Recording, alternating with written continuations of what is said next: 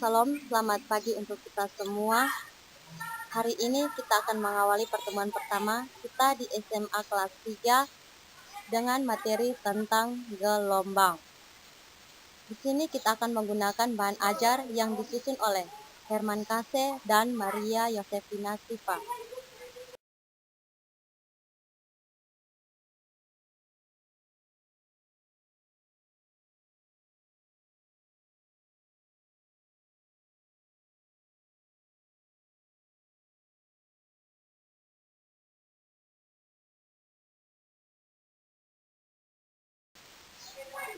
Sebelum kita masuk lebih jauh apa itu tentang gelombang, kita akan masuk pada pengertian gelombang.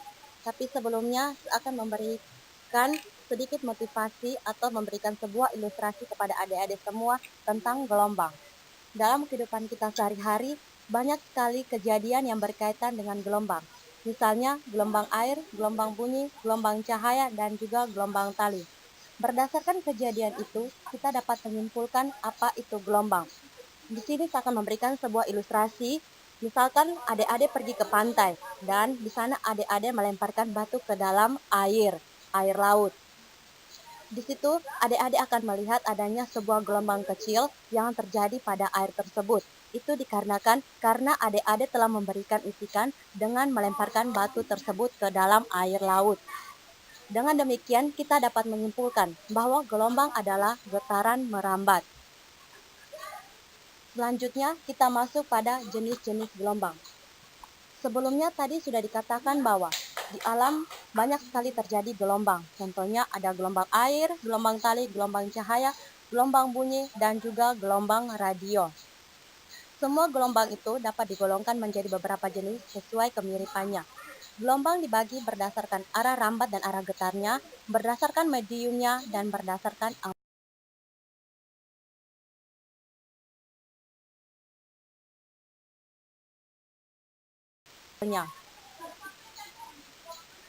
Pertama, kita lihat tentang gelombang yang merambat berdasarkan arah rambat dan arah getar.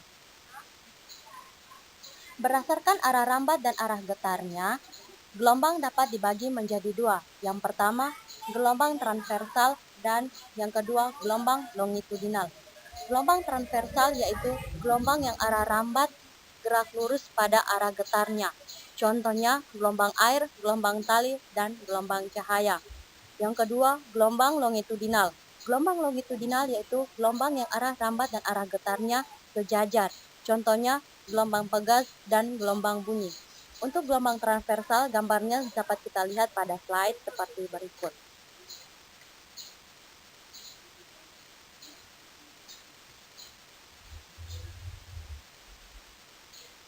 Untuk gelombang transversal, kita akan melihat adanya bukit dan juga adanya lembah. Kalau bukit letaknya di bagian atas, kalau lembah letaknya di bagian bawah. Sedangkan untuk gelombang longitudinal, kita akan melihat adanya rapatan dan renggangan, di mana rapatan dan renggangan ini biasanya kita lihat pada pegas. Jika kalian memegang pegas, kalian bisa membuat dalam dua bagian, yaitu bisa buat dalam bentuk rapatan dan juga dalam bentuk renggangan. Di situ untuk pegas digolongkan dalam gelombang longitudinal dan juga gelombang bunyi digolongkan menjadi dalam gelombang longitudinal.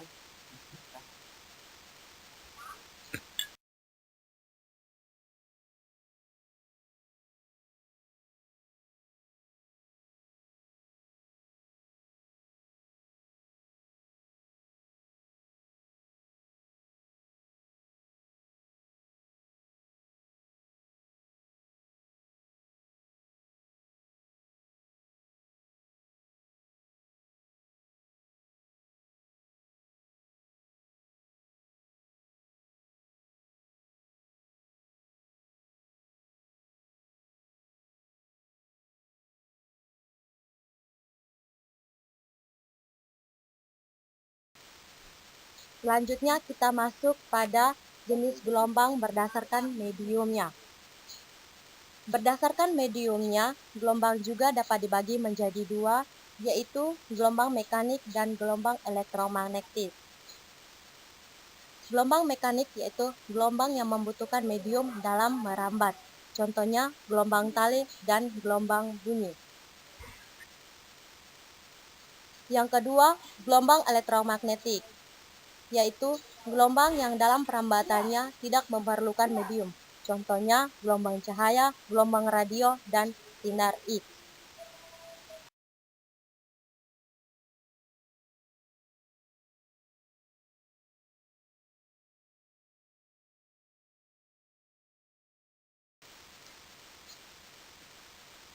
Jenis gelombang yang ketiga yaitu berdasarkan amplitudonya. Berdasarkan amplitudonya, gelombang dibagi menjadi dua, yaitu gelombang berjalan dan gelombang stasioner.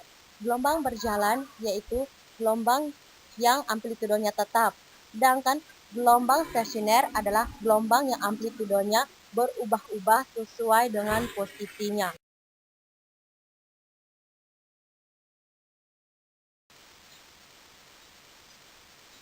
Berikutnya kita akan masuk pada besaran-besaran gelombang. Di kelas 2, kalian telah belajar tentang getaran. Gelombang sebagai rambatan energi getaran memiliki besaran-besaran yang sama, dan ada beberapa tambahan. Di antaranya adalah frekuensi dan periode. Frekuensi gelombang adalah banyaknya gelombang yang terjadi tiap detik, sedangkan periode adalah waktu yang diperlukan untuk satu gelombang. Secara matematis, frekuensi dapat ditulis sebagai berikut. F sama dengan N per T, T sama dengan T per N.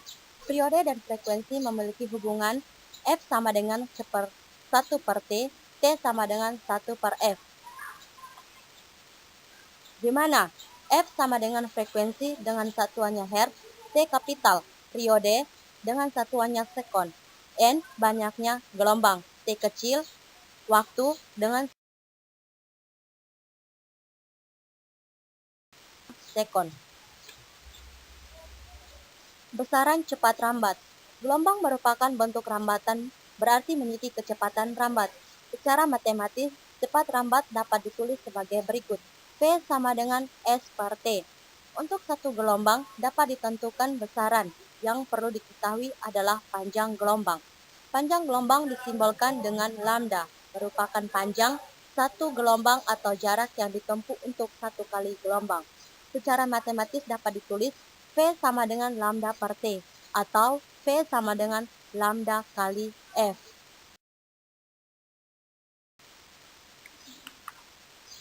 Selanjutnya, kita masuk pada gelombang berjalan. Semua gelombang akan merambat dari sumber ke tujuannya. Gelombang inilah yang dinamakan gelombang berjalan. Yang pertama, simpangan getar gelombang. Gelombang berjalan memiliki sifat pada setiap titik yang dilalui akan memiliki amplitudo yang sama. Perhatikan gambar berikut.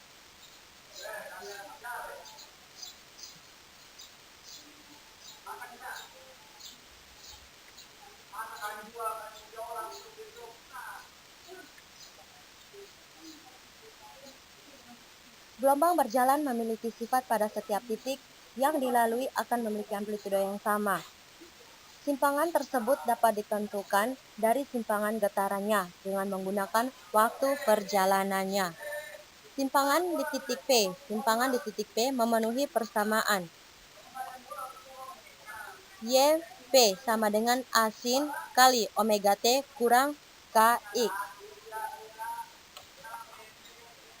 Dengan YP adalah simpangan titik P dengan satuannya meter, A adalah amplitudo gelombang, satuannya meter, omega frekuensi sudut, K bilangan gelombang, X jarak titik ke sumber dengan satuannya meter, T waktu gelombang, satuannya sekon. Nilai omega dan K juga memenuhi persamaan berikut. Omega sama dengan 2πf sama dengan 2pi per T, sedangkan K sama dengan 2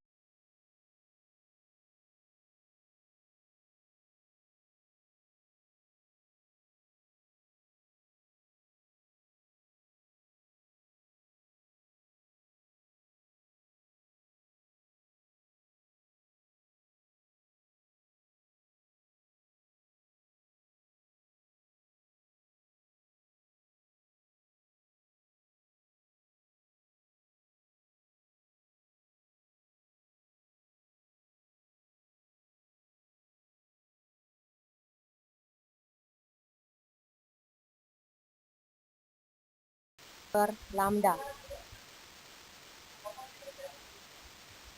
Dengan demikian, persamaan lain untuk simpangan getaran adalah YP sama dengan A sin 2pi kali T per T kurang X per lambda. Yang kedua, fase dan sudut fase gelombang. Fase gelombang dapat didefinisikan sebagai bagian atau tahapan gelombang. Persamaannya sebagai berikut. C sama dengan T per T kurang X per lambda. Dari fase gelombang dapat dihitung juga sudut fase, yaitu memenuhi persamaan sebagai berikut.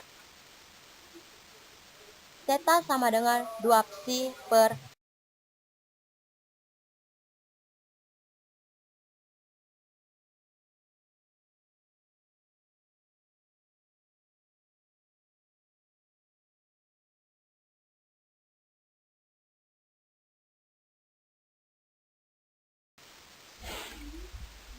Untuk hari ini materinya cukup sampai di sini. Kita akan berjumpa lagi minggu depan. Sekian dan terima kasih.